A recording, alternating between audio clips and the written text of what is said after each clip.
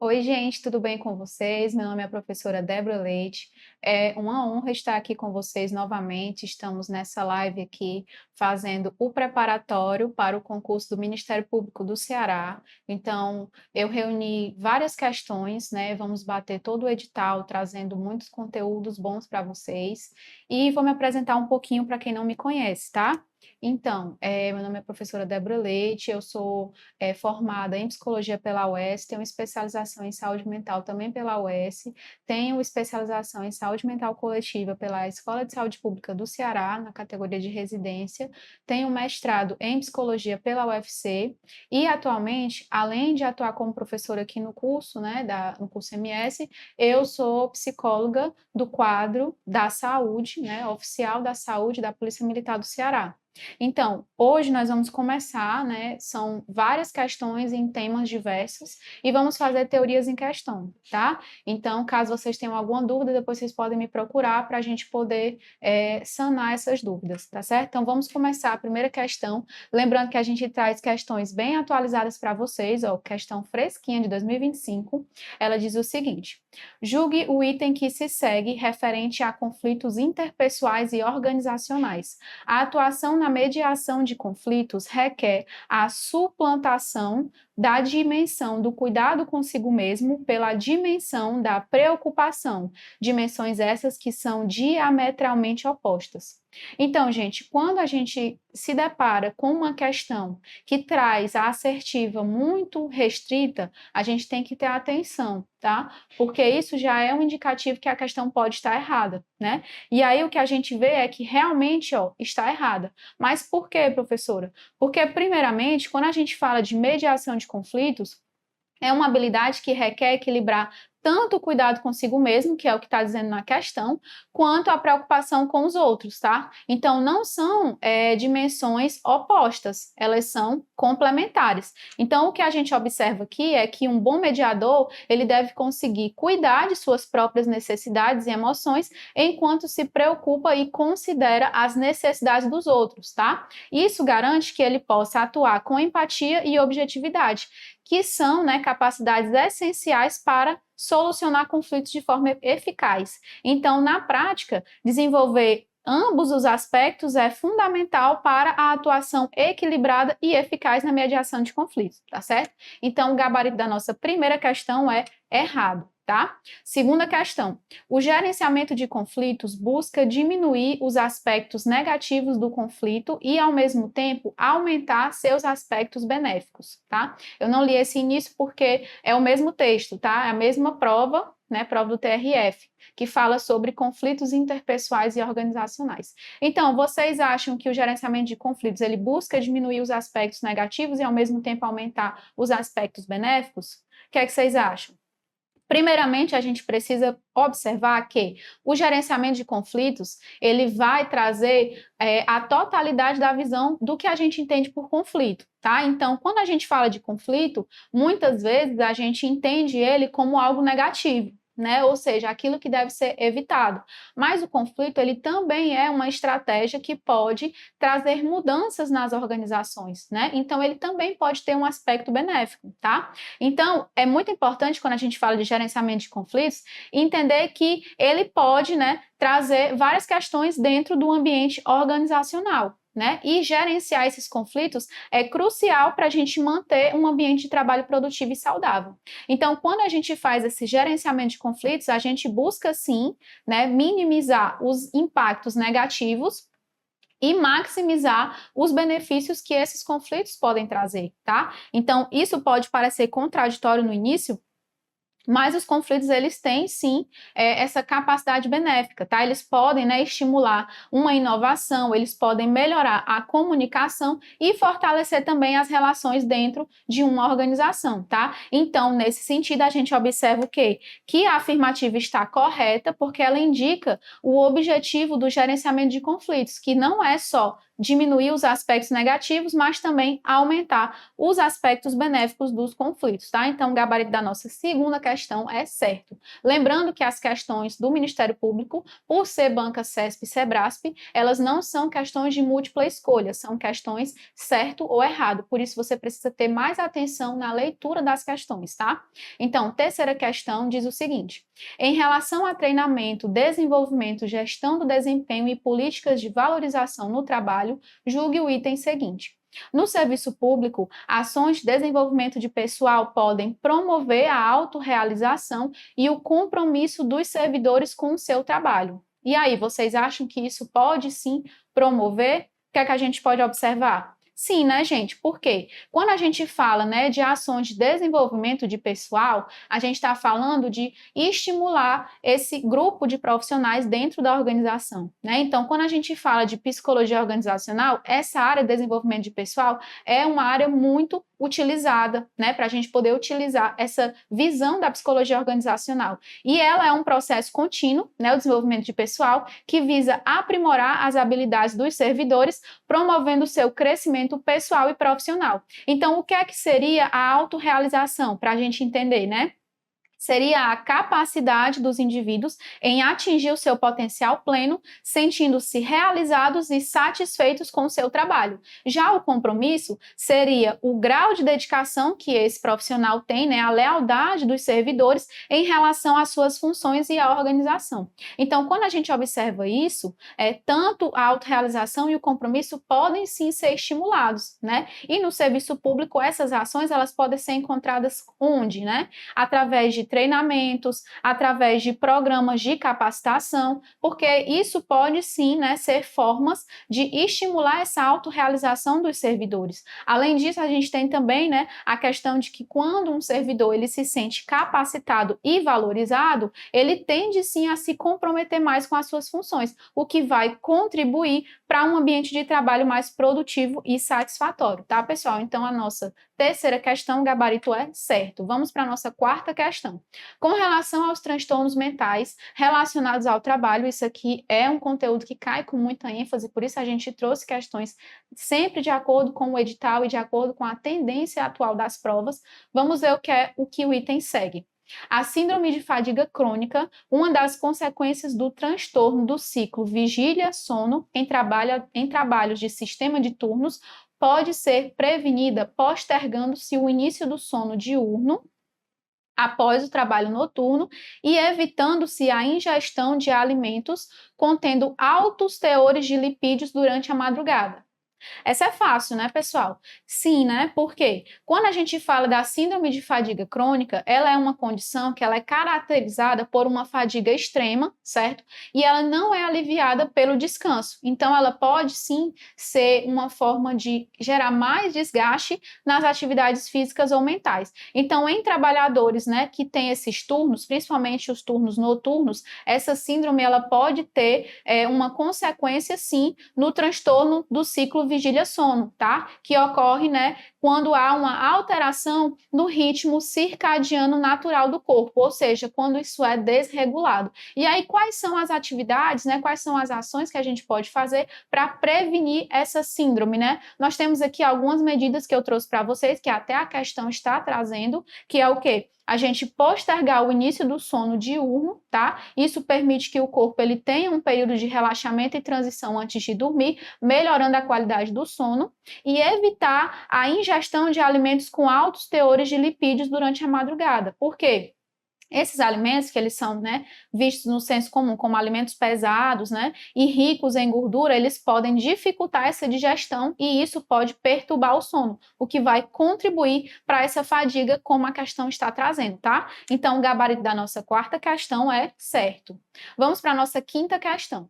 Com relação ainda aos transtornos mentais relacionados ao trabalho, julgue o item que se segue. O trabalho não é considerado um dos fatores psicossociais de risco para o alcoolismo crônico, por ser uma doença que tem maior prevalência em ocupações específicas, especialmente aquelas que se caracterizam por apresentar maior exposição a determinados riscos ocupacionais, como as que implicam contato com cadáveres, lixos ou dejetos em geral. E aí, gente, o que é que vocês acham dessa questão? Errado, né, gente? Por quê? Os transtornos mentais relacionados ao trabalho, primeiramente, né, dando sempre essa questão da teoria em questões, eles são o quê? São aqueles que estão relacionados ao ambiente profissional do indivíduo, tá? Então, quando a gente fala de transtornos mentais do trabalho, a gente tem alguns tipos que são os mais comumente observados. A gente tem, né, o estresse ocupacional, a gente tem a síndrome de burnout, a gente tem os transtornos de ansiedade e depressão. Porém, quando a gente fala, né, de transtornos relacionados a substâncias, como o alcoolismo, né, eles também podem ter essa conexão com o ambiente de trabalho, certo? Então, o trabalho, ele pode sim ser um fator psicossocial de risco para o alcoolismo crônico, né? E a questão estava dizendo que não era, por isso que está errado, certo? Além disso, a gente pode trazer fatores como excesso de carga de trabalho, pressão por resultados, relações interpessoais conflitantes, falta de reconhecimento e condições inadequadas de trabalho. Tudo isso pode levar ao uso do álcool como uma forma de lidar com esse estresse, né? E como esse ambiente gerador de ansiedade no trabalho. Então, como a gente pode ver, o alcoolismo ele pode sim afetar trabalhadores de diversas áreas, não se restringindo apenas às ocupações mencionadas, tá? E essas condições no ambiente de trabalho podem levar qualquer trabalhador a desenvolver a dependência do álcool, certo? Então, o gabarito da nossa quinta questão é errado, tá, pessoal? Vamos para a sexta questão.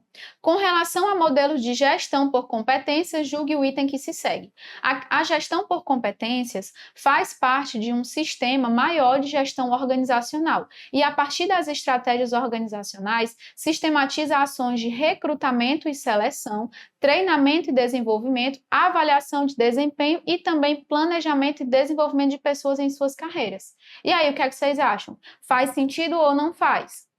Sim, né, gente? Por quê? A gestão por competências é um modelo de gestão que vai ter várias estratégias na sua organização, tá? E essas estratégias, elas vão tentar trabalhar as habilidades e competências dos seus colaboradores. Então, esse modelo, ele é parte de um sistema muito maior e ele vai ter diversas ações que são sistematizadas, né? Então, esse sistema de gestão organizacional, ele vai sim utilizar todas essas áreas aqui que a questão trouxe, tá? Por isso, sim, o gabarito da nossa questão é certo, e eu trouxe aqui para vocês, tá? Como um bônus aqui, quem quiser tirar print, tá? Eu vou até sair da tela. A gente tem aqui, ó, o sistema de gestão organizacional, em que a gente tem o recrutamento e seleção, o treinamento e desenvolvimento, a avaliação de desempenho, planejamento e desenvolvimento de carreira, tá?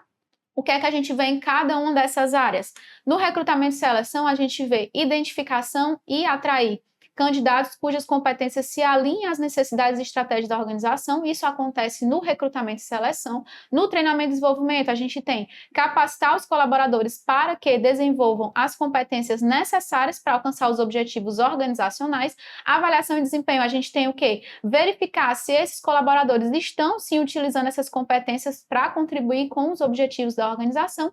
E no planejamento e desenvolvimento de carreira, a gente tem, né, a questão de incluir o potencial dos colaboradores e oferecer oportunidades de crescimento e desenvolvimento da organização. Tá certo? Então, vamos agora para a nossa próxima questão. Lembrando que a gente tem várias questões, tá, para resolver nessa live, por isso que a gente está nesse ritmo, tá? Questão 7. A respeito das práticas grupais e do trabalho em equipes no serviço público, julgue o item a seguir. O fato de os próprios componentes do grupo definirem suas metas impacta no seu grau de comprometimento. O que é que vocês acham? Sim, né, gente? Por quê? Porque quando os membros do grupo, eles estão participando ativamente na definição de metas, a gente tem um fator positivo para um maior engajamento e comprometimento deles, tá? Por quê? Porque os indivíduos, eles se sentem responsáveis, né, e donos dos objetivos traçados. Isso aumenta o sentimento de pertencimento e motivação dentro da organização. E aí, quando a gente fala disso, a gente acaba entrando em conceitos, tá? E aí eu trouxe o conceito de autoeficácia para vocês, porque ele tem a ver com a crença do indivíduo na sua capacidade de executar ações necessárias para atingir determinados objetivos. E aí, quando esses membros eles participam da definição das metas, nós temos uma maior percepção de autoeficácia. Né? Então, essa autoeficácia, ela vai contribuir para quê? Para um maior comprometimento dos membros, que é justamente o que está dizendo na nossa questão, certo? Então, ó, a participação ativa na definição das metas facilita a comunicação e a cooperação dentro do grupo, e esse processo democrático de estabelecimento de metas, ele vai promover uma melhor compreensão das expectativas e responsabilidades de cada membro, contribuindo sim para uma maior coesão do grupo. Então, o gabarito da nossa sétima questão é certo, tá? Partindo para a nossa oitava questão, diz o seguinte: agora a gente vai mudando um pouco de conteúdo para a gente contribuir com todos os tópicos do edital. Acerca da educação continuada, gestão de talentos e de múltiplas inteligências, julgue o item a seguir. No Brasil, emprega-se frequentemente o termo educação continuada para conceituar a educação que consiste em um programa de formação e desenvolvimento dos recursos humanos, cujo objetivo é manter a equipe em um constante processo educativo com a finalidade de aprimorar os indivíduos e, consequentemente, otimizar resultados. E aí, gente, o que é que vocês acham? Sim, né, pessoal? Porque a educação continuada, ela refere-se a um programa de formação contínua que visa manter os colaboradores de uma organização em constante processo de aprendizado e desenvolvimento. E aí, qual vai ser o objetivo principal da educação continuada? Vai ser aprimorar as competências dos indivíduos, contribuindo para a sua evolução profissional, isso aqui é uma palavra-chave da educação continuada, tá? E, consequentemente, para a otimização dos resultados da empresa, ou seja, ambos saem ganhando, né? Então, no Brasil, esse termo ele é muito utilizado, tá? E ele indica que as empresas elas vão investir nesses programas de capacitação e atualização para os seus funcionários.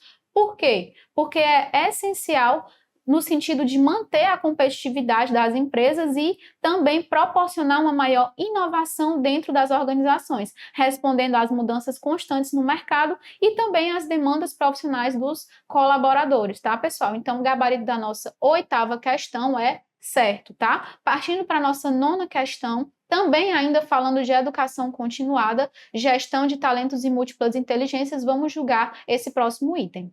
Embora a inteligência humana seja composta por habilidades que compreendem diferentes campos do conhecimento, todas de mesmo valor e importância, o sujeito sobressai-se em apenas uma dessas habilidades. Então, isso aqui é uma coisa para você ter atenção. Quando ele está trazendo apenas uma, né, a gente sempre tem que ter esse maior cuidado. Isso aqui está tornando a questão errada, tá? Por quê? Quando a gente fala, né, de múltiplas inteligências, né, a própria questão está dando para a gente a resposta no sentido de que não existe apenas uma, né? Nós temos aqui, ó, inteligências múltiplas, que é um conceito desenvolvido por Howard Gardner, né? Esse conceito ele é muito difundido e ele traz o que na sua ideia central? Que a inteligência humana não é uma característica única, porque ela é uma combinação de várias habilidades cognitivas distintas. Então, eu trouxe aqui para vocês, claro que a gente não vai trazer isso com mais tempo por conta da nossa live, por conta das questões, mas eu trouxe para vocês, né, esses tipos de inteligências aqui que o Gardner trouxe, né? Nós temos várias, ó, desde linguística, né, lógico, matemática, espacial, várias aqui, tá? E cada pessoa ela vai ter, né, uma ou mais inteligências combinadas, tá? Então, de acordo com o Gardner, Os indivíduos, eles podem se destacar em várias inteligências ao mesmo tempo, tá? E a combinação dessas inteligências é o que forma a individualidade de cada pessoa. Portanto, a ideia de que alguém só pode se sobressair em uma habilidade não reflete adequadamente a teoria das inteligências múltiplas, tá? Por isso que o nosso gabarito da 9ª questão é errado, ok? 10ª questão. Julgue o item subsequente a respeito de clima e cultura organizacional, gerenciamento da pluralidade nas empresas, ferramentas de gestão e estilos de liderança. Análise SWOT, 5W2H e PMBOK são ferramentas de gestão que auxiliam na tomada de decisões das empresas, né, nas empresas. Sim, né, pessoal? Vamos agora entender o que é cada uma delas, tá? Rapidamente, né, claro. A análise SWOT, ela é uma ferramenta que ela é usada para identificar as forças, né, as fraquezas, as oportunidades e as ameaças. No caso aqui, no nosso contexto brasileiro, ela é também conhecida como a FOFA. Tá? Então, ela ajuda as empresas a entenderem a sua posição atual e planejarem as estratégias futuras. E o que é 5W2H, professora? Então, essa é uma ferramenta de gestão que ajuda no planejamento e na execução de projetos. Ela responde a 7 perguntas essenciais, que é o que, por quê, onde, quando, quem, como e quanto custa, tá? Que é justamente o 5W2H. E essa abordagem, ela vai, né, de forma sistemática, facilitar a tomada de decisões e a organização das atividades necessárias. E, professora, o que é esse PMBOK, tá? É uma sigla, né, que ela está relacionada a um conjunto de práticas padrão em gestão de projetos publicado, né, por esse projeto aqui, que ele oferece diretrizes, melhores práticas e normas que vão ajudar os gerentes de projeto a conduzirem os projetos de forma mais eficaz, que é justamente o que a questão está trazendo. Por isso, o gabarito da nossa 10ª questão é certo, tá? Vamos para a nossa questão 11. Julgue o item subsequente a respeito de clima e cultura organizacional, gerenciamento da pluralidade das empresas, ferramenta de gestão e estilo de liderança. O clima organizacional refere-se à percepção que as pessoas têm da organização em que trabalham e que pode ser influenciada pelos fatores conjunturais externos e internos à organização. Sim, né, pessoal? Por quê? Quando a gente fala de clima organizacional, isso aqui, ó, é certeza cai na sua prova, tá? Então vamos ter bastante atenção nessa parte aqui. O clima organizacional, ele diz respeito à percepção que os colaboradores têm da organização em que trabalham. Isso inclui a forma como eles se sentem, a relação em diferentes aspectos do ambiente de trabalho, e aí a gente fala de liderança, comunicação interna, condições de trabalho e reconhecimento. Nesse caso aqui, nós temos os fatores internos e internos, tá? Que estão envolvidos.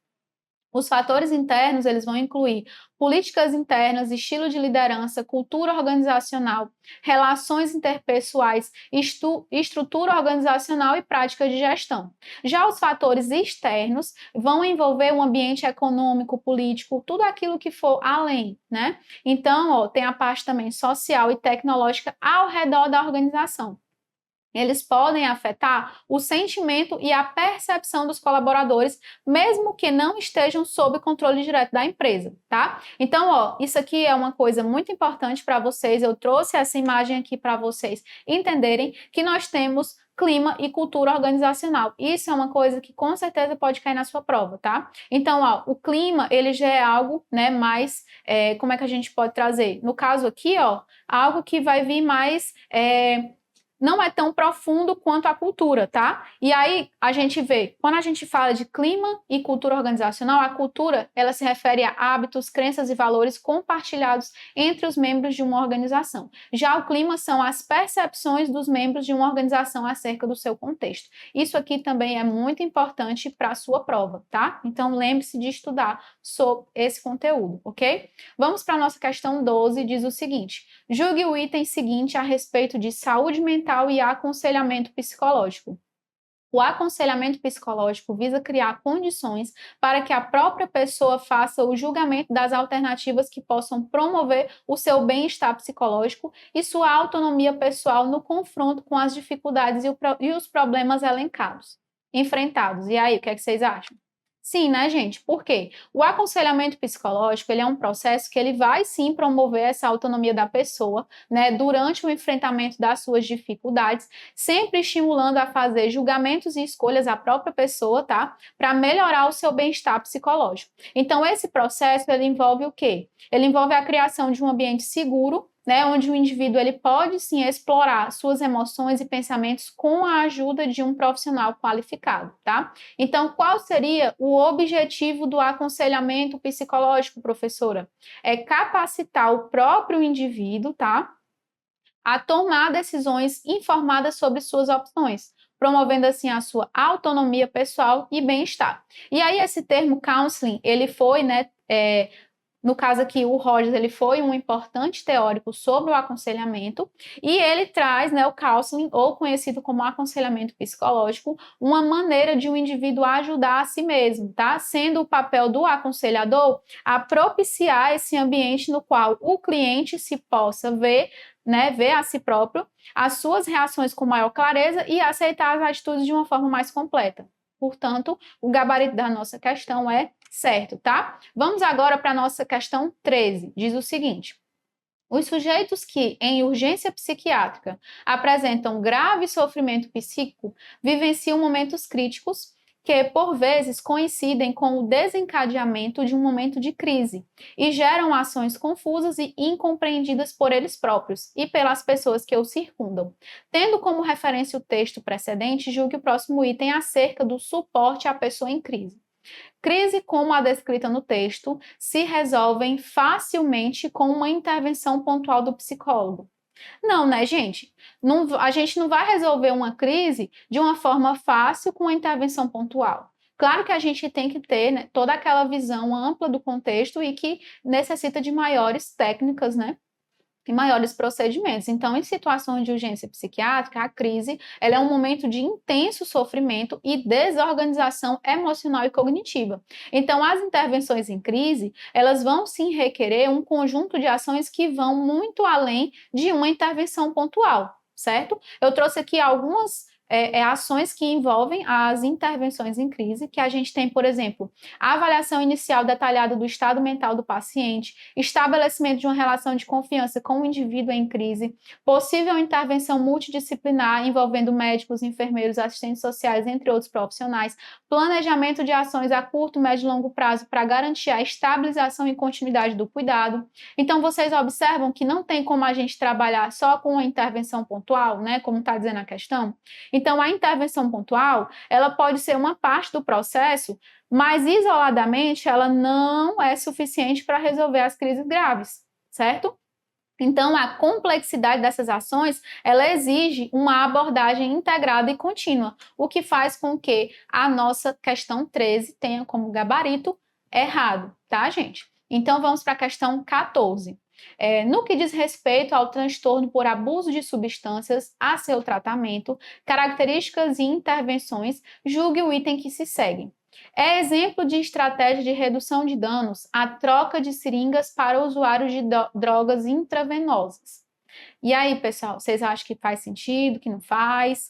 Sim, né, gente? A redução de danos, ela é uma abordagem muito ampla, né, uma estratégia de cuidados que tem como objetivo minimizar os efeitos negativos associados ao uso das substâncias psicoativas, sem necessariamente exigir a abstinência completa do usuário. Só isso aqui já traz com que a questão da troca de seringas faça sentido, tá? Por quê? Porque se eu estiver propondo essa troca, eu posso, por exemplo, evitar que outras doenças possam, né, ser transmitidas, eu posso evitar um risco maior de adoecimento durante esse uso e eu vou tentar melhorar essa qualidade de vida dessa pessoa, entendendo que nesse processo eu não vou estar exigindo essa abstinência completa, tá? Então ela pode ser aplicada, a redução de danos, em várias práticas de saúde pública, tá? E na psicologia, principalmente em relação aos usuários de substâncias. Então, um exemplo clássico, que inclusive marca o início, né, da estratégia de redução de danos, até mesmo no contexto brasileiro,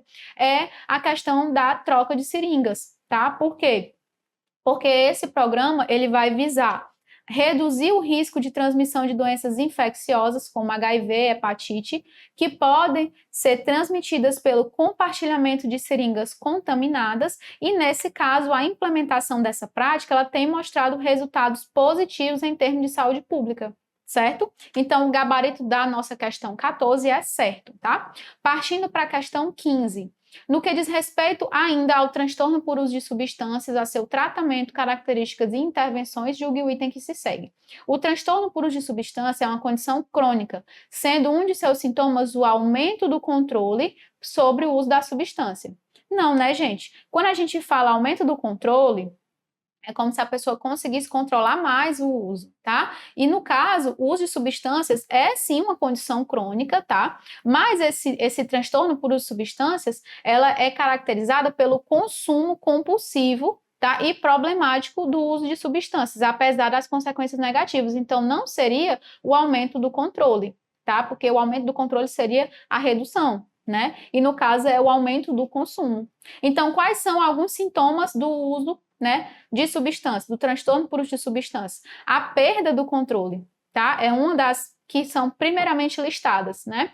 É quando o indivíduo ele não consegue limitar a quantidade e a frequência do uso. Além disso, a gente tem, né, o desejo intenso ou craving, que é uma necessidade forte de usar a substância, uso continuado, apesar dos problemas sociais, ocupacionais e físicos, aumento da tolerância, ou seja, uma necessidade de quantidades maiores da substância para obter o mesmo efeito, e sintomas de abstinência, que é aqueles sintomas que a pessoa tem quando ela tenta reduzir ou parar o uso, tá? Então, uma característica central do transtorno por uso de substâncias é a perda do controle e não o aumento do controle, tá? Então, pessoas com esse transtorno, elas têm uma dificuldade em controlar o consumo, o que leva a um padrão de uso compulsivo. Por isso, o gabarito da nossa questão 15 é errado, tá? Vamos para a nossa questão 16. Em relação a diagnóstico diferencial e psicologia da saúde, julgue o item a seguir. O objeto epistemológico da psicologia da saúde é a doença física, com definição própria e métodos de intervenção e de avaliação análogos ao da psicologia clínica. Gente, quando a gente fala a palavra análogos, só você lendo e interpretando, você já consegue responder essa questão. O que é que significa análogo? Significa que é parecido, que é igual, né, que é semelhante. Então, a gente não pode trazer que a psicologia da saúde tem intervenções análogas à psicologia clínica, tá? Porque a psicologia da saúde ela é muito mais ampla. Então, ela é o quê? A psicologia da saúde ela é compreendida como o campo da psicologia que se dedica ao estudo das interrelações entre os processos psicológicos e a saúde física e mental. Ah, professora, mas a psicologia clínica também pode fazer isso. Sim, mas o objetivo epistemológico da psicologia da saúde não é apenas a doença física, como a questão está dizendo aqui, mas também a promoção da saúde, a prevenção de doenças, a melhoria da qualidade de vida dos indivíduos, ou seja, é um contexto muito mais amplo. E esse campo, ele vai abranger a perspectiva biopsicossocial, considerando os fatores biológicos, psicológicos e sociais na compreensão e intervenção em saúde. Quando a gente fala, né, de psicologia clínica, a gente vê que eles não são exatamente análogos, como a questão está dizendo, da psicologia da saúde. Por quê? Porque enquanto a psicologia clínica ela foca mais no tratamento psicoterapêutico dos transtornos mentais e emocionais, a psicologia da saúde ela vai envolver intervenções em campos muito mais amplos, né? A gente tem, por exemplo, estratégias de educação em saúde em vários equipamentos e instituições, gerenciamento de estresse, promoção de comportamentos saudáveis. Então, isso não se restringe ao contexto psicoterapêutico, como a psicologia clínica traz. Por isso, o gabarito da nossa questão 16 é errado, tá? Questão 17. Julgue o item subsequente a respeito da psicologia da personalidade, psicodiagnóstico, psicopatologia e de aspectos relacionados a esse tema.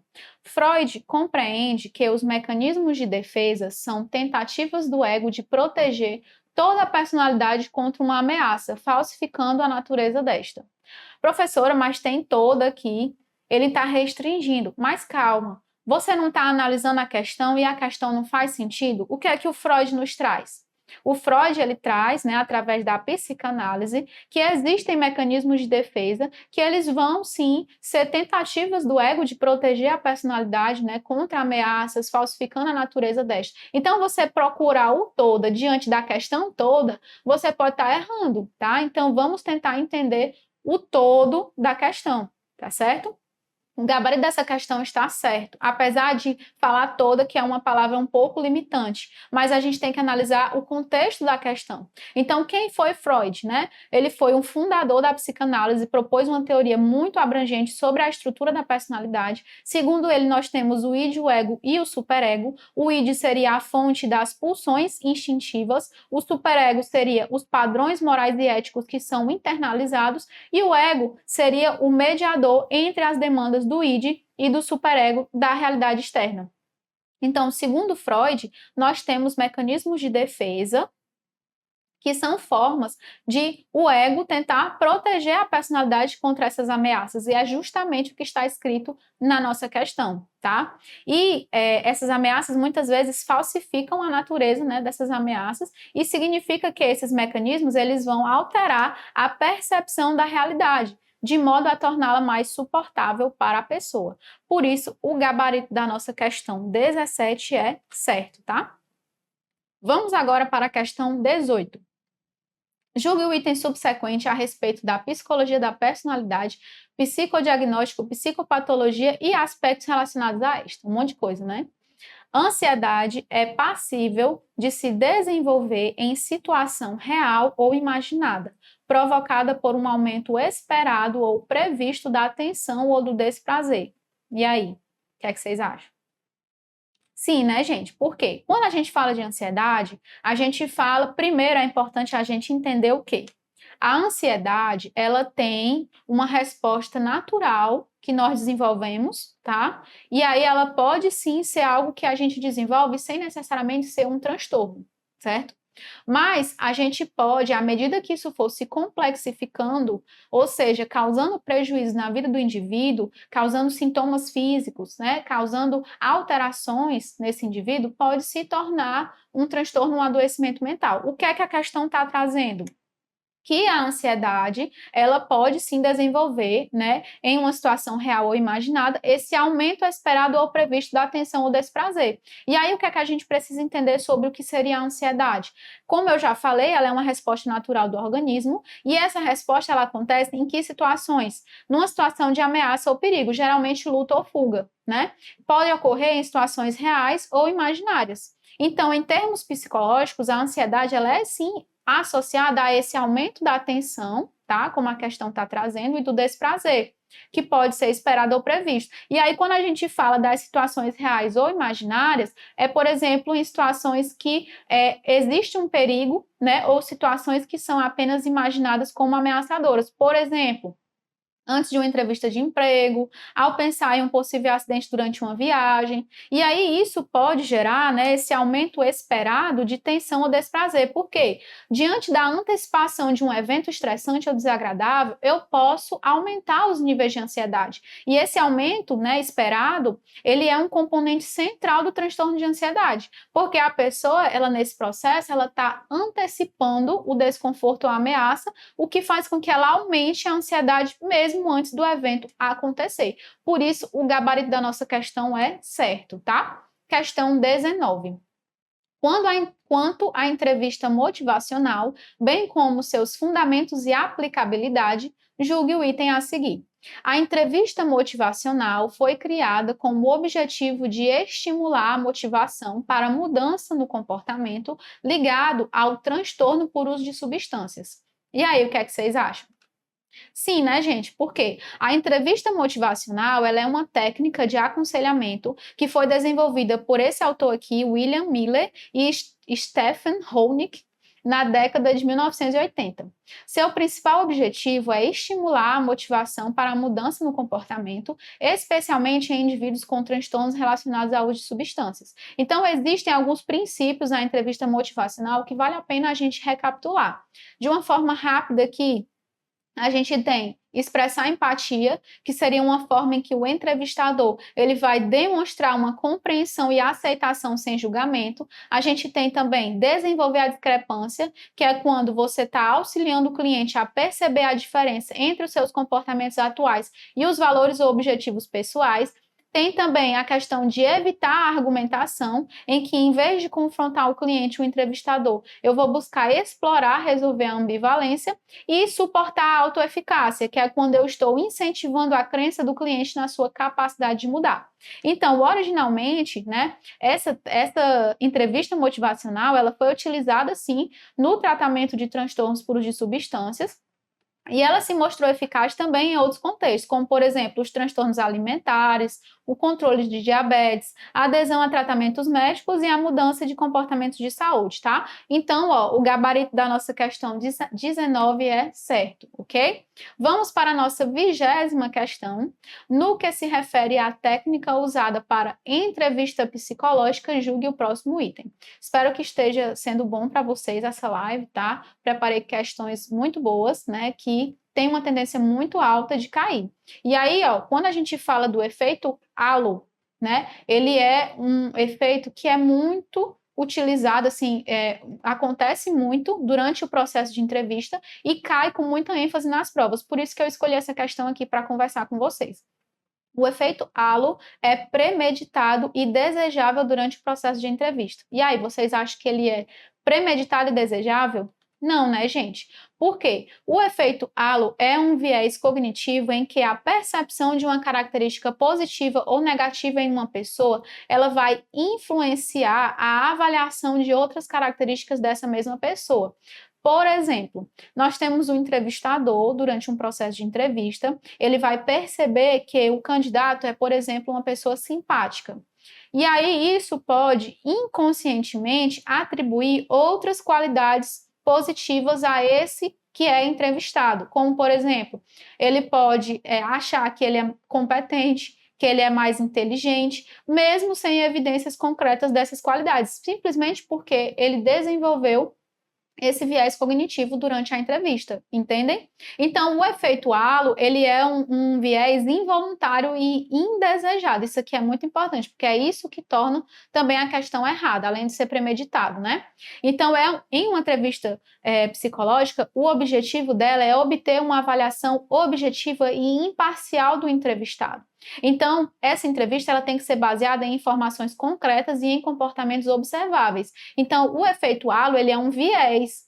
Ele é uma forma que o entrevistador, ele vai aplicar visões na pessoa entrevistada que não vai ser positivo, ele vai estar interferindo o processo, tá? Isso pode comprometer a objetividade da entrevista, levando a avaliações que são distorcidas ou até mesmo injustas, tá? Então, o efeito halo, ele não é premeditado e também não é desejável. Ele é algo que deve ser evitado para garantir a objetividade e a imparcialidade da entrevista psicológica, certo? Por isso, o gabarito da nossa questão 20 é errado, ok? Vamos agora para a questão 21. Julgue o item seguinte a respeito de análise funcional. A análise funcional elucida variáveis que influenciam práticas culturais de uma organização, uma vez que descreve antecedentes, comportamentos e consequentes. E aí, gente, certo ou errado? Certo, né, gente? Por quê? A análise funcional, ela é uma ferramenta utilizada para entender as relações entre os comportamentos dos indivíduos e o ambiente ao seu redor. Então, quando a gente fala de análise funcional, a gente tem 3 componentes que são principais, que é justamente o que a questão trouxe, ó, antecedentes, comportamentos e consequentes, ok? O que são cada um deles? Os antecedentes são condições ou eventos que vão preceder um comportamento, ou seja, que vai vir antes, tá? Então, em uma organização, isso pode incluir regras, procedimentos ou até mesmo um ambiente físico. O que é que seriam os comportamentos, professora? Isso aqui é mais fácil, né? São as reações ou ações dos indivíduos em resposta aos antecedentes. Então, nós temos os antecedentes, os comportamentos e os consequentes. Então, no contexto organizacional, isso pode incluir desde a execução de tarefas até interações com colegas, tá? E os consequentes vão ser os resultados, tá? Os efeitos que ocorrem após o comportamento. Então, esses podem ser positivos, né? Nós temos os reforçadores, ou negativos, que nós temos as punições. E eles vão influenciar a probabilidade, ou seja, a chance, né, de o comportamento se repetir. Tá certo? Então, a análise funcional ela é muito útil nas organizações, por quê? Porque ela ajuda a identificar e modificar as práticas culturais, promovendo comportamentos desejáveis e minimizando os indesejáveis. Então, gente, o gabarito da nossa questão é certo, beleza? Vamos agora para a nossa questão 22. Acerca de absenteísmo e planos de carreira, julgue o item subsequente. Então, quando a gente fala de absenteísmo, esse tema é um tema que cai com muita ênfase, né? E o absenteísmo, ele é algo que você precisa sim estudar, não só porque você está estudando para a prova, mas porque você pode se deparar com isso na sua atuação profissional quando você estiver no seu ambiente de trabalho, tá? Então, o que é que seria o absenteísmo de acordo com a questão? O absenteísmo no serviço público possui taxas mais altas que no serviço privado, por causa da estabilidade de vínculos. Se houvesse o temor e o risco de perder o emprego, os índices de absenteísmo se reduziriam, inclusive o do absenteísmo doença. E aí, o que é que vocês acham? Errado, né, gente? Por quê? Primeiro, a gente precisa entender o que é que seria o absenteísmo, tá? O absenteísmo, ele é a ausência dos trabalhadores no ambiente de trabalho. Basicamente é isso, tá? E aí, isso pode acontecer em situações justificadas, como doenças, ou não. Tá? Então, na psicologia organizacional, ele é um indicador de saúde organizacional e na satisfação dos funcionários. Vou só beber uma água aqui que a minha voz está falhando. Então, embora a estabilidade ela possa influenciar o comportamento dos funcionários, outros fatores eles são significativamente mais determinantes. Quais são esses fatores? A gente pode trazer aqui a motivação no trabalho, as condições de saúde, o clima organizacional, a qualidade de vida no trabalho. Então, afirmar que a estabilidade ela é a principal causa de absenteísmo elevado é uma simplificação inadequada. Isso torna a questão errada. E além do mais, o absenteísmo no serviço público ele não pode ser explicado só pela estabilidade dos vínculos, porque a estabilidade, dependendo, né, de cada situação, ela ainda pode contribuir para um ambiente de trabalho mais seguro e satisfatório, o que pode reduzir potencialmente o absenteísmo. Por isso, a nossa questão 22 tem como gabarito errado, tá bom? Vamos agora para a questão 23. Julgue o item a seguir a respeito de gestão e avaliação de desempenho. Isso aqui também é uma coisa que cai com muita ênfase. Os objetivos da avaliação de desempenho incluem o reconhecimento dos méritos individuais, considerando-se as atribuições pactuadas nos investidos no cargo, bem como o reconhecimento nas metas das organizações e do quanto têm sido alcançadas. E aí, gente, certo ou errado? Certo, né, gente? Por quê? Os objetivos da avaliação de desempenho, eles são diversos. Eles podem incluir os méritos individuais, como a questão trouxe, tá? Que significaria o quê? A avaliação do desempenho, né, buscando identificar e destacar as contribuições específicas de cada colaborador, levando em consideração as atribuições e responsabilidades que foram acordadas quando o indivíduo foi investido no cargo. Além disso, a gente tem também o reconhecimento das metas organizacionais, que acontecem de que forma? Além de avaliar o desempenho individual, eu vou também considerar como esses desempenhos individuais eles vão contribuir para o alcance das metas mais amplas da organização. Por isso, o gabarito da nossa questão 23 é certo, ok? Vamos agora para a questão 24. No que se refere a recrutamento e seleção, julgue o item subsequente. A seleção de um candidato é um processo de comparação entre duas variáveis. De um lado, os critérios da organização, o perfil profissiográfico e as competências necessárias, e de outro, o perfil dos candidatos. Por isso, as técnicas de seleção devem ser de mesma natureza e diretivas para não gerar inconsistências e dúvidas no banco de dados do processo seletivo. E aí, gente, o que é que vocês acham? Errado, né, pessoal? Por quê? A afirmativa, ela se torna errada porque ela sugere que as técnicas de seleção, elas têm que ser de mesma natureza e diretivas. E a gente sabe que isso pode variar, tá? Porque a utilização de muitas técnicas, né, de múltiplas técnicas, elas podem, quando bem utilizadas, enriquecer ainda mais o processo seletivo, o que vai contribuir para uma escolha mais acertada do candidato, tá? Então, nós temos aqui, ó, quando a gente usa uma diversidade de técnicas, elas não precisam ser da mesma natureza. Pelo contrário, quando a gente usa vários métodos, é justamente uma forma de você ver diferentes aspectos do candidato, né? Por exemplo, se a gente faz uma entrevista, mas também faz uma dinâmica de grupo, né? A gente já vai ver o candidato em duas situações diferentes, tá? Então, as entrevistas comportamentais, elas podem fornecer insights sobre competências sociais, enquanto os testes, né, ou até mesmo situações problema, dinâmicas de grupo, podem avaliar habilidades específicas, como solução de problemas, como relacionamento grupal, divisão de tarefas, tudo isso pode ser analisado, tá? Então, é muito importante você evitar as técnicas de mesma natureza, porque eu posso fazer um direcionamento, né? Então, se todas as técnicas elas forem diretivas, a gente vai ter o risco de fazer um viés, né? E isso vai limitar a avaliação a um único tipo de resposta. Então, essas técnicas que são variadas, elas vão permitir uma avaliação mais ampla e justa das competências e potencialidades dos candidatos. Além disso, o banco de dados ele vai ser mais diverso, né? Porque eu vou ter técnicas mais amplas, o que não vai gerar inconsistências no banco de dados do processo seletivo e pode gerar, né? Também, no caso aqui, o que pode gerar inconsistências é a falta de um sistema bem estruturado no registro e análise dos dados coletados, ok? Então, o gabarito da nossa questão 24 é errado, ok? Vamos para a questão 25. Com relação ao modelo de gestão por competências, julgue o item que se segue. A gestão por competências, por processos, pode ser conduzida em 5 etapas: construção da árvore de conhecimento, a associação das necessidades de conhecimento dos funcionários aos processos, mapeamento das disponibilidades de conhecimento dos funcionários responsáveis pela execução dos processos, levantamento do fator de importância dos processos e análise comparativa entre os conhecimentos disponíveis e os necessários. E aí, vocês acham que está certo ou errado?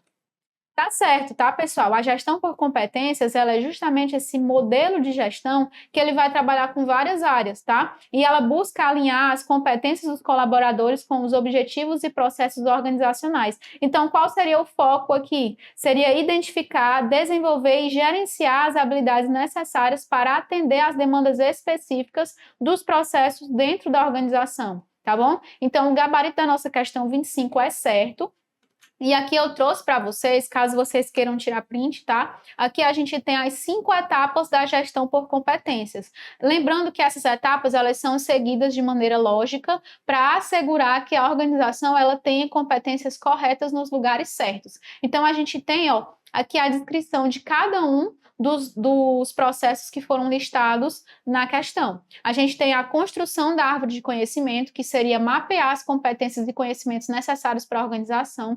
Visualizar essas competências, né, seria uma forma de entender as relações entre esses diferentes conhecimentos e como eles se aplicam aos processos da empresa. A associação das necessidades de conhecimentos dos funcionários seriam a forma de a gente associar os processos específicos, determinando quais conhecimentos são indispensáveis para cada função ou tarefa. No mapeamento das disponibilidades dos conhecimentos, seria verificar que conhecimentos os funcionários já possuem, permitindo também identificar as lacunas e áreas que precisam melhorar, ou seja, precisam de desenvolvimento.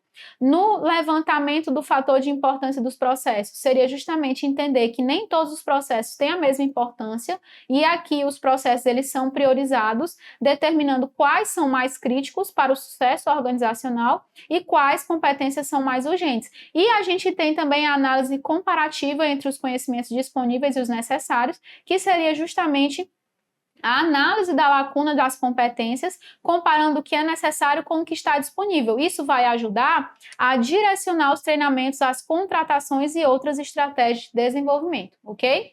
Vamos agora para a questão 26. Julgue o item a seguir a respeito de gestão e avaliação de desempenho.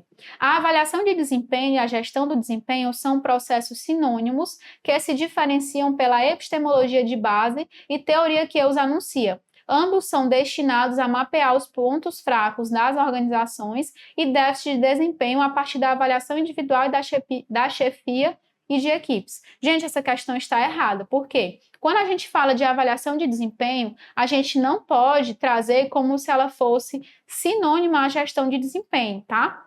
A avaliação de desempenho, ela é um processo específico que vai se concentrar na medição e análise do desempenho de um colaborador ao longo de um período. Então, a avaliação de desempenho, ela vai envolver critérios definidos e instrumentos na medição, como feedbacks, escalas, de desempenho, revisão de metas alcançadas, e o principal objetivo dela vai ser identificar os pontos fortes e as áreas de melhoria para o funcionário, além de fornecer dados para as decisões sobre promoções, treinamentos e outras ações de gestão de pessoas. Quando a gente fala de gestão de desempenho, há uma diferença aqui importante, que é justamente entender que é um conceito mais amplo, tá?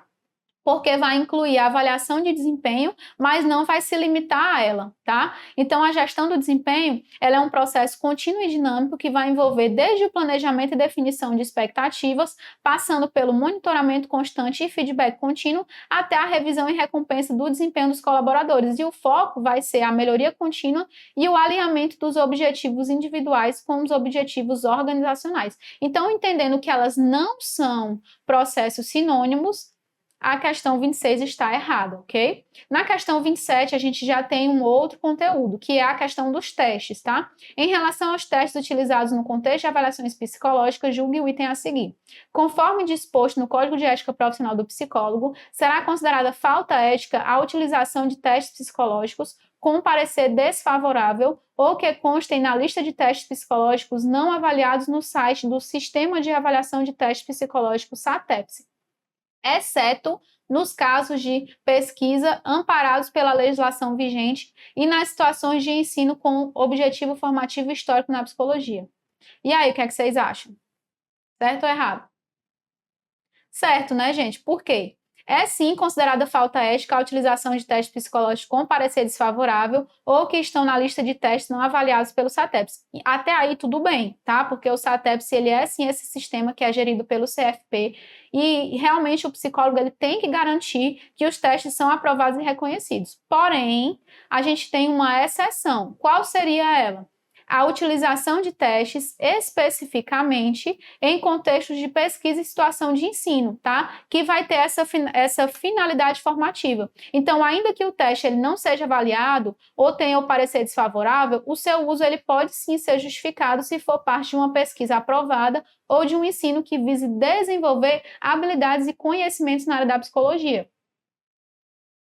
Então, o gabarito da nossa questão 27 é certo, ok? Vamos agora para a questão 28. A respeito da entrevista de devolução das informações do psicodiagnóstico, julgue o item que se segue. No caso de criança, adolescente ou adulto dependente, a devolução de informações relativas ao psicodiagnóstico não deve ser direcionada exclusivamente a seus pais ou responsáveis, pois os próprios avaliandos também têm direito a esse momento de processamento. Sim, né, gente? Por quê? A devolução de informações do psicodiagnóstico ela é crucial no processo de avaliação psicológica. Por quê? Porque ela vai permitir que os resultados e conclusões no diagnóstico eles sejam compartilhados com o avaliado e, quando necessário, com seus responsáveis. Então, de acordo com as práticas éticas e profissionais da psicologia, é muito importante que o avaliado, seja ele criança, adolescente ou adulto dependente, ele também entenda os resultados, tá? E tenha a oportunidade de processá-los, o que vai promover a sua autonomia e a compreensão sobre si mesmo. Então, isso se aplica mesmo nos casos de menores ou adultos dependentes, onde os pais eles vão sim receber as informações, mas o próprio avaliado ele também deve ser envolvido no processo. E essa prática de incluir o avaliado na devolução ela vai reforçar o respeito aos direitos do indivíduo de ser informado sobre aspectos que lhe dizem respeito e contribui para o seu desenvolvimento pessoal e emocional. Por isso, o gabarito da nossa questão 28 é certo, tá, pessoal? Questão 29. Lembrando que a gente já está perto de encerrar a nossa live, tá? Então, vamos aí ter força que a gente ainda tem algumas questões, mas todas elas são muito importantes para a sua aprovação, ok? Questão 29. Tendo em vista que a elaboração de documentos psicológicos feita por profissionais da psicologia deve obedecer a uma série de princípios regulamentadores, os quais existem para padronizar essa prática e considerar o impacto de laudos, pareceres e avaliações no cotidiano, julgue o próximo item relativos aos documentos psicológicos e atuação profissional do psicólogo. Na elaboração de documentos psicológicos, deve-se evitar a economia verbal, de modo que todas as informações disponíveis sobre o tema sejam apresentadas minuciosamente. E aí, gente, certo ou errado? Errado, né, pessoal? Por quê? A gente tem uma resolução, ó, essa resolução aqui você pode imprimir e ler até a sua prova pelo menos umas 2 ou 3 vezes, isso é o mínimo, tá? Porque essa resolução aqui é certeza que cai na sua prova. Resolução CFP 06/2019. O que é que trata essa resolução, professora?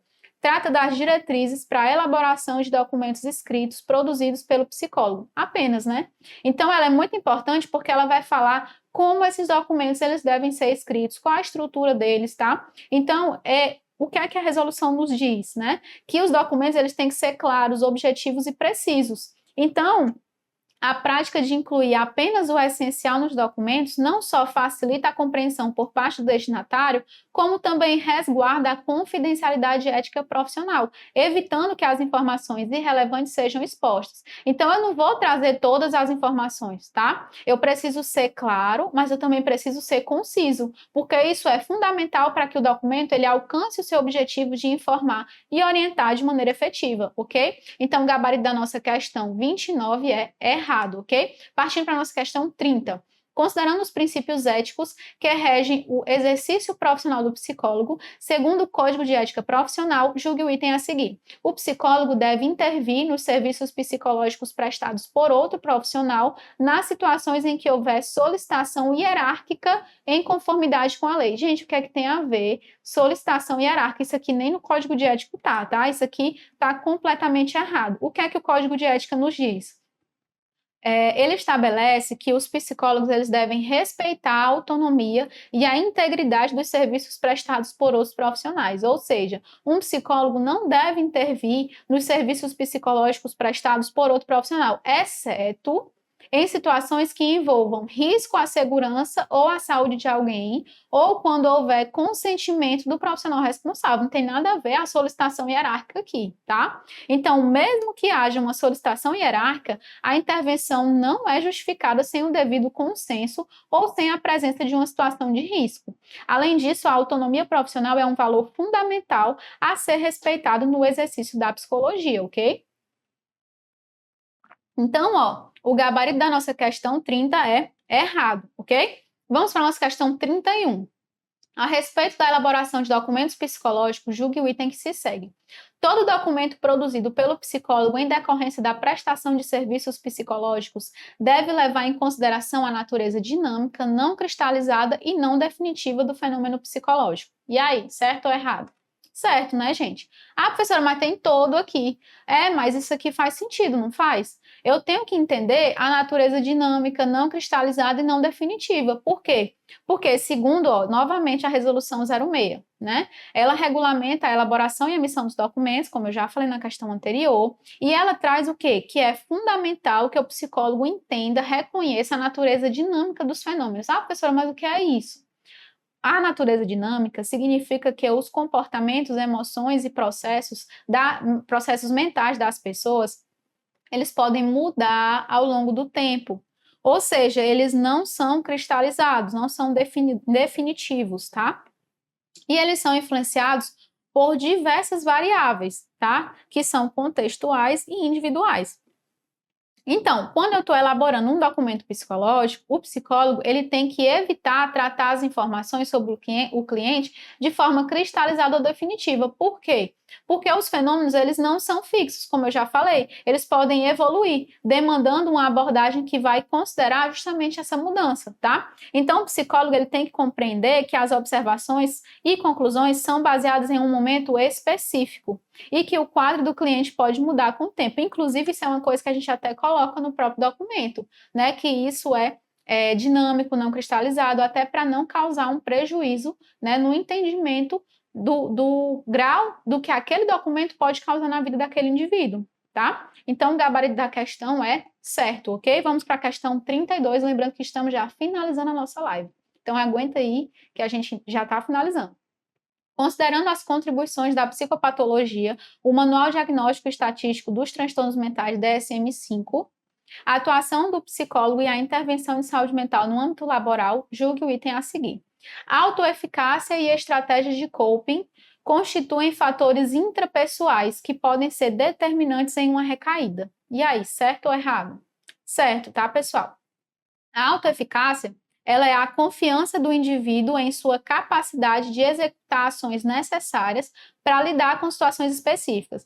Então, quando uma pessoa ela tem baixa autoeficácia, ela pode ser mais propensa a ter uma recaída em condições de estresse ou após um tratamento psiquiátrico. Ah, professora, mas o que é coping?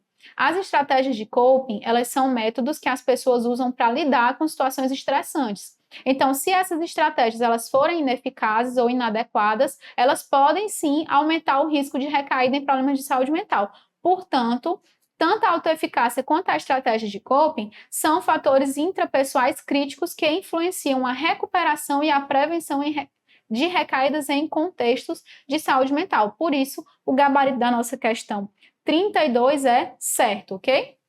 Questão 33. A personalidade pode ser considerada como um conjunto de características psicológicas com relativa estabilidade ao longo da vida do indivíduo, de modo a refletir um padrão de pensamentos, sentimentos e comportamentos relacionados às diferenças individuais. A esse respeito, julgue o item subsequente.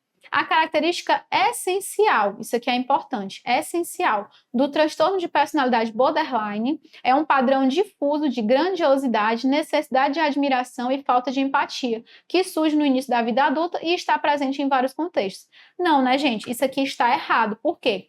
O que é que marca, né? O que é essencial no transtorno de personalidade borderline? É a instabilidade nas relações interpessoais, autoimagem nos afetos e impulsividade. Isso aqui é o essencial para o borderline. O que é essa grandiosidade, necessidade de admiração e falta de empatia? São características, né, do transtorno narcisista, tá, pessoal? Então, essa questão aqui está errada, ok? Vamos para a questão 34. Um grupo de mulheres de determinado município buscou a assistência social local a fim de se informar melhor sobre violência doméstica. O grupo também demonstrou interesse em atendimento psicoterápico. Considerando essa situação hipotética e as teorias e técnicas psicoterápicas, julgue o item que se segue. Quando inserido na assistência social, o psicólogo pode optar por trabalhar em conjunto com assistentes sociais para promover atendimento psicossocial ou mesmo propor intervenções preventivas. Sim, e é muito importante que o psicólogo atue em conjunto com os assistentes sociais, tá? Então, de acordo com o Conselho Federal de Psicologia, esse trabalho articulado entre profissionais e assistentes sociais pode permitir uma intervenção interdisciplinar capaz de responder a demandas individuais e coletivas, visando o quê? Defender a construção de uma sociedade livre de todas as formas de violência e exploração de classe, gênero, etnia e orientação sexual. Então, ao integrar... Minha voz falha de novo, né? Peraí. Ao integrar a equipe dos profissionais no âmbito da política de assistência social, esses profissionais podem contribuir para criar ações coletivas de enfrentamento a essas situações, com vistas a reafirmar um projeto ético e sociopolítico de uma nova sociedade que assegure a divisão equitativa da riqueza socialmente produzida. Então, gente, o gabarito da nossa questão 34 é certo, ok? E aí eu trouxe aqui uma sugestão de leitura, porque eu utilizei essa cartilha para responder essa questão, e essa cartilha ela diz o seguinte: uma das diretrizes do psicólogo na assistência social é realizar psicodiagnóstico psicossocial, que viabilize a construção de projetos de intervenção. Além disso, atuar de e multiprofissionalmente sempre que a compreensão dos processos e fenômenos envolvidos assim o recomendar. Essa aqui, ó, é a cartilha, tá? Caso vocês queiram procurar, com certeza ela tá de fácil acesso na internet. Questão 35.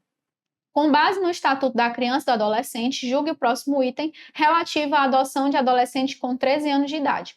A adoção só poderá ocorrer sob o consentimento do adotando. E aí, o que é que vocês acham?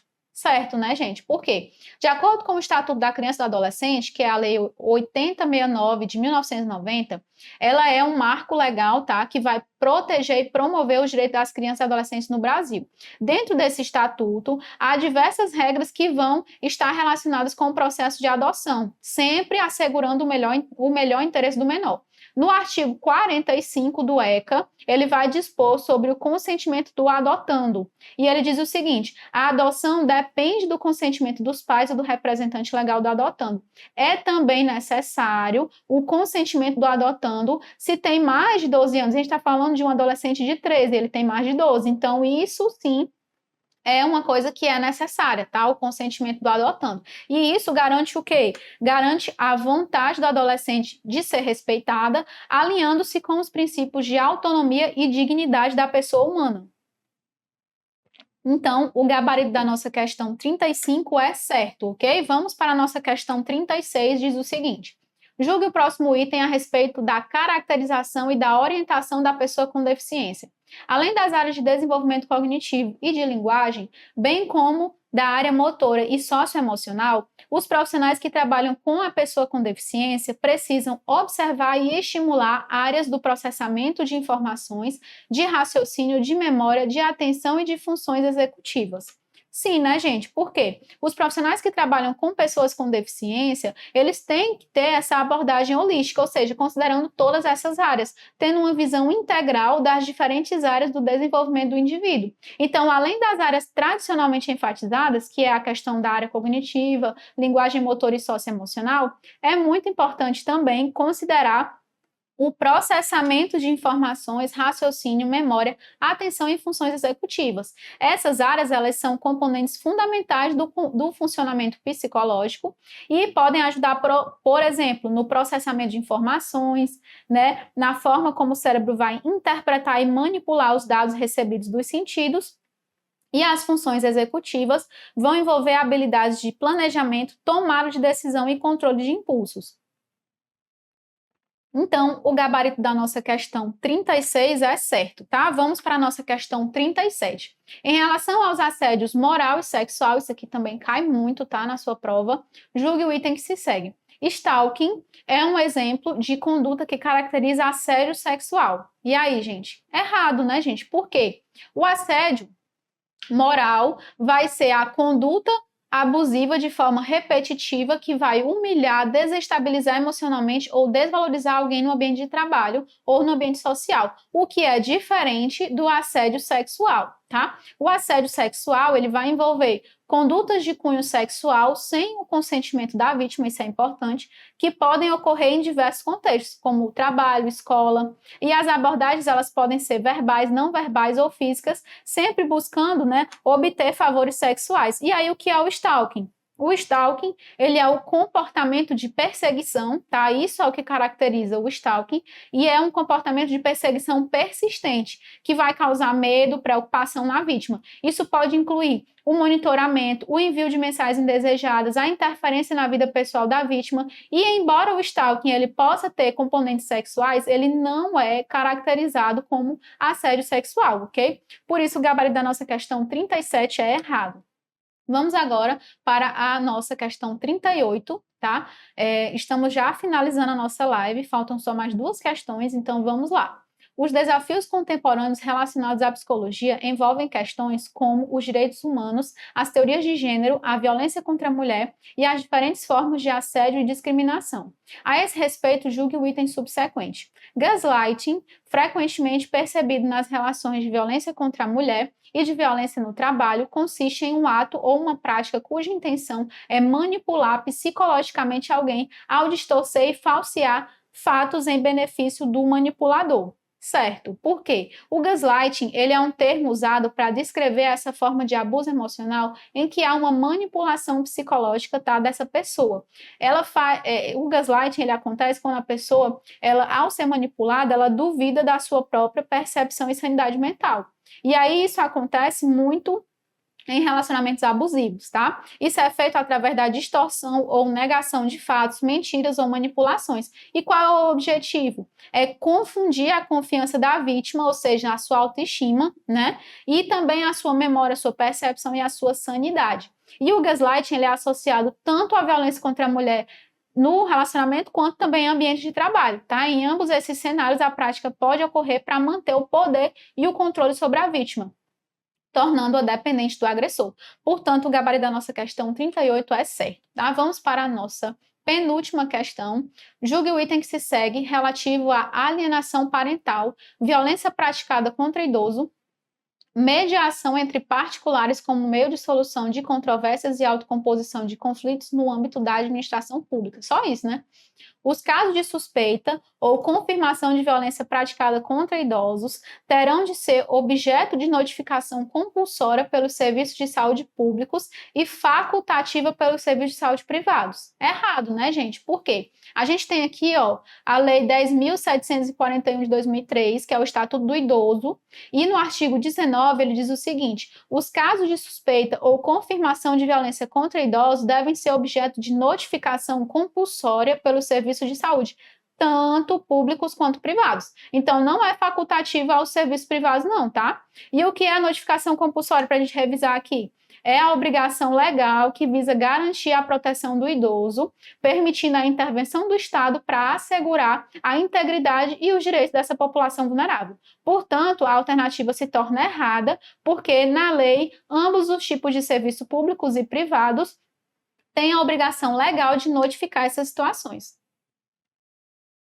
Vamos agora para a nossa última questão. Julgue o item que se segue relativo à alienação parental, tudo que eu já falei na questão anterior, tá? O ato de alienação parental é entendido como a interferência na formação psicológica da criança ou do adolescente, promovida ou induzida por um dos genitores, pelos avós ou por quem os tenha sob sua autoridade, guarda ou vigilância, que leve ao repúdio de genitor ou que cause prejuízo ao estabelecimento ou à manutenção de vínculo com este. Certo, né, gente? E aí, ó, trazendo a lei para vocês, é a Lei 12.318 de 2010, ela vai definir a alienação parental como a interferência na formação psicológica da criança ou do adolescente, promovida ou induzida por um dos genitores, pelos avós ou por quem os tenha sob sua autoridade, guarda ou vigilância, que leve ao repúdio do genitor ou que cause prejuízo ao estabelecimento ou à manutenção de vínculo com este. E é importante lembrar que a interferência na formação psicológica da criança ou do adolescente, ela tem o objetivo de prejudicar a relação de um dos genitores, né? Avós ou outro responsável. E é o que caracteriza a alienação parental, segundo a lei, ok? Então, o gabarito da nossa questão é certo, ok? Então, gente, isso é tudo, tá? Espero que vocês tenham gostado. Eu trouxe aqui o meu Instagram profissional. Caso vocês tenham alguma dúvida, queiram tirar alguma dúvida, conversar comigo, eu estou à disposição, tá? E lembrando a vocês que nós estamos com o preparatório do Ministério Público, tá? Eu estou, né, nessas aulas e vocês podem ver aqui o link, tá? Que a nossa equipe vai colocar para vocês o link, tá? Não deixem de participar, né, de adquirir, porque isso pode ser um diferencial na sua aprovação. Então é isso, eu desejo a todos, né, um bom descanso, que vocês possam ter tido uma boa aula, bons estudos e qualquer coisa eu estou à disposição, tá? Um abraço.